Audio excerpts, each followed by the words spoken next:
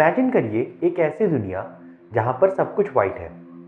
आप एक white colour के घर में रहते हैं। इनफैक्ट आपके घर की बाउंड्री भी वाइट कलर की है। आप वाइट कलर के कपड़े पहनकर अपनी वाइट कलर की कार या बाइक से एक वाइट कलर की सड़क से अपनी वाइट कलर की ऑफिस बिल्डिंग तक जाते हैं। अगर सब कुछ वाइट कलर का हो जाए तो दुनिया काफ़ी ज़्यादा बोरिंग और स्टेराइल लगेगी, लेकिन हो सकता है कि नियर फ्यूचर में हम ऐसा ही करें और यह भी हो सकता है कि ऐसा करना धरती पर जीवन को बचाने के लिए एक इम्पॉर्टेंट स्टेप हो।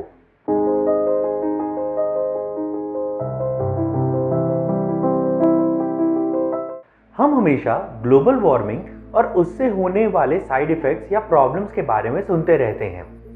ग्लोबल वार्मिंग की वजह से पोलर आइस कैप्स मेल्ट हो रहे हैं, सी लेवल्स और ओशन लेवल्स में इंक्रीज आ रहा है और धरती पर हर जगह वेदर पैटर्न्स चेंज हो रहे हैं। धरती की हिस्ट्री में कई बार ग्लोबल टेम्परेचर्स स्पाइक कर चुके हैं, लेकिन उसके बाद नेचुरल प्रोसेसेस की वजह से ये टेम्परेचर कम भी हो गए थे। लेकिन जब से हम ह्यूमंस ने इंडस्ट्रियल रेवोल्यूशन स्टार्ट किया है, तब से धरती का ग्लोबल एवरेज टेम्परेचर हमेशा इंक्रीज ही होता रहा है और इस इंक्रीज को धरती का कोई भी नेचुरल प्रोसेस या बैलेंसिंग एक्ट काउंटर नहीं कर सकता। ग्लोबल टेम्परेचर्स में इंक्रीज के पीछे सबसे बड़ा कारण है ह्यूमन एक्टिविटीज द्वारा रिलीज होने वाली ग्रीन हाउस गैसेस। हम ह्यूमंस काफी ज्यादा क्वांटिटी में ग्रीन हाउस गैसेस जैसे कि carbon dioxide, carbon monoxide, methane, nitrous oxide etcetera atmosphere में पंप कर रहे हैं और ये ग्रीन हाउस गैसेस धरती द्वारा रिफ्लेक्टेड इंफ्रारेड लाइट को ट्रैप कर लेती हैं, जिससे धरती का टेम्परेचर इंक्रीज होता है। सनलाइट के तीन कॉन्स्टिट्यूएंट्स हैं, यूवी या अल्ट्रावायलेट लाइट, विजिबल लाइट और इंफ्रारेड लाइट। इनमें से हम ह्यूमन सिर्फ विजिबल लाइट स्पेक्ट्रम में ही देख सकते हैं। सोलर रेडिएशन जब किसी भी सरफेस पर पड़ती है तो वह सरफेस पूरी सोलर रेडिएशन को एब्जॉर्ब नहीं कर लेता। इनफैक्ट सभी सरफेसेस कुछ अमाउंट में सोलर रेडिएशन को वापस रिफ्लेक्ट करते हैं। जो विजिबल लाइट रिफ्लेक्ट होती है उसी की वजह से किसी भी ऑब्जेक्ट का कलर हमें दिखता है। कोई भी ऑब्जेक्ट कितनी ज्यादा सोलर रेडिएशन को वापस रिफ्लेक्ट करता है उसे मेजर करने के लिए हम एल्बिडो स्केल का यूज करते हैं। जैसे कि व्हाइट पेंट का एल्बिडो 0.5 से 0.9 है, जिसका मतलब कि व्हाइट पेंट 50 से 90% ऑफ सोलर रेडिएशन को रिफ्लेक्ट कर देता है। इसके ऑपोजिट ब्लैक पेंट का एल्बिडो लगभग 5 to 10% होता है। इसका मतलब कि ब्लैक पेंट अपने ऊपर पड़ने वाली सारी सोलर रेडिएशन का सिर्फ 5 से 10% ही वापस रिफ्लेक्ट करता है। तो इसका मतलब कि अगर हम धरती पर ऐसे ऑब्जेक्ट्स की क्वांटिटी इंक्रीज कर दें जो कि ज्यादा सोलर रेडिएशन को रिफ्लेक्ट करते हैं, तब हम धरती के टेम्परेचर्स को थोड़ा कम कर सकते हैं। हमारी धरती का एवरेज एल्बिडो 0.3 है।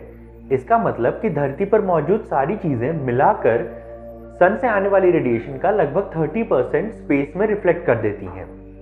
हमारी धरती पर पाए जाने वाले फॉरेस्ट, ग्रासलैंड्स और वेजिटेशन का एवरेज एल्बिडो लगभग 0.1 है।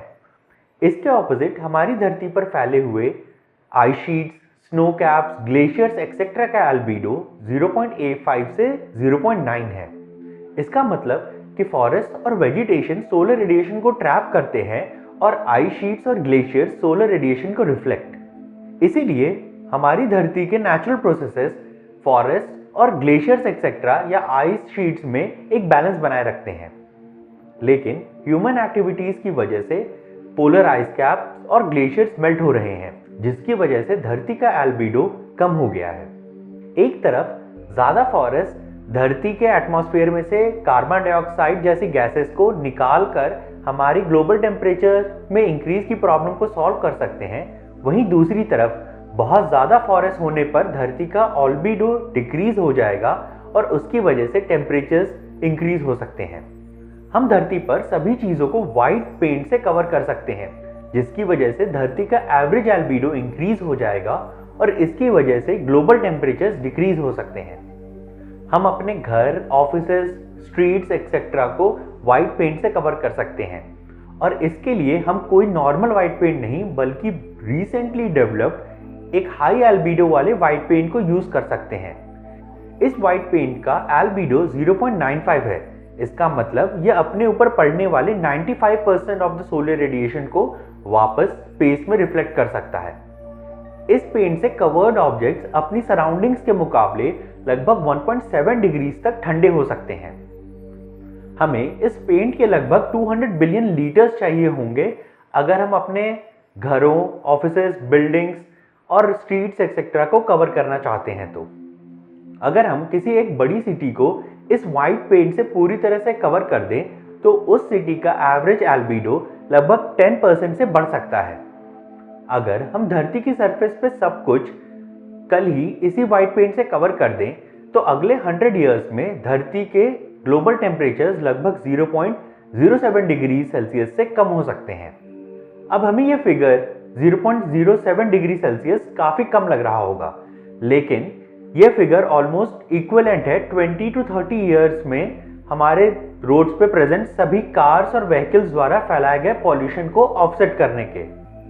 धरती पर सभी चीजों को व्हाइट पेंट में कवर करके हम ग्लोबल वार्मिंग की प्रॉब्लम को सॉल्व नहीं कर सकते, लेकिन यह एक इंपॉर्टेंट स्टेप होगा बिल्कुल करेक्ट डायरेक्शन में। ग्लोबल वार्मिंग की प्रॉब्लम को सही से सॉल्व करने के लिए हमें ग्रीन हाउस गैसेस के इमिशन को कम करना होगा। So that's it for today's video. Thanks for watching and stay curious.